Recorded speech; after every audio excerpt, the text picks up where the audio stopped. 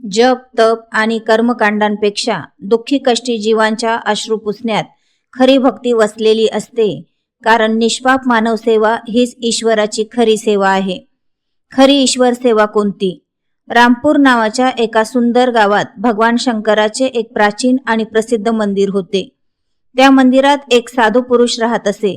तो कधीही कर्मकांडे, पूजा अर्चना किंवा तासनतास ध्यान धारणा करताना दिसत नसे, परंतु त्याचा संपूर्ण दिवस गावकऱ्यांच्या सेवेत व्यतीत होत असे.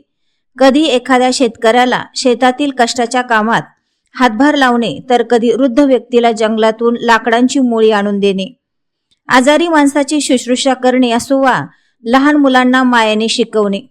साधू प्रत्येक कामात अग्रेसर असे. गावातले लोक जे काही प्रेमाने खायला देतील त्यात तो समाधानी राही आणि रात्री मंदिरात येऊन निवांत झोपे.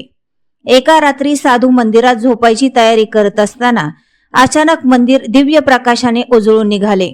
समोर एक देवदूत उभा होता. त्याच्या हातात एक भली मोठी यादी होती.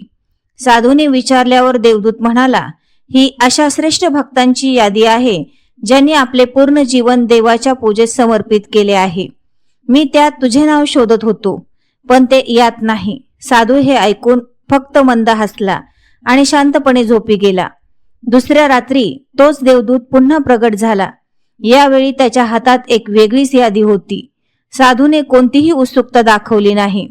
तेव्हा देवदूत स्वतःहून आनंदाने म्हणाला, ही यादी अशा व्यक्तींची आहे ज्यांच्यावर ईश्वर सर्वाधिक प्रेम करतो आणि या यादीत तुझे नाव सर्वात वर पहिल्या क्रमांकावर आहे.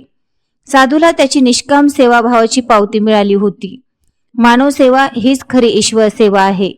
कडक जप तप आणि पूजा अर्चना करण्यापेक्षा गरजू आणि दुःखी लोकांच्या कामी येणाऱ्या निष्पाप माणसावर परमेश्वर सर्वात जास्त प्रसन्न होतो.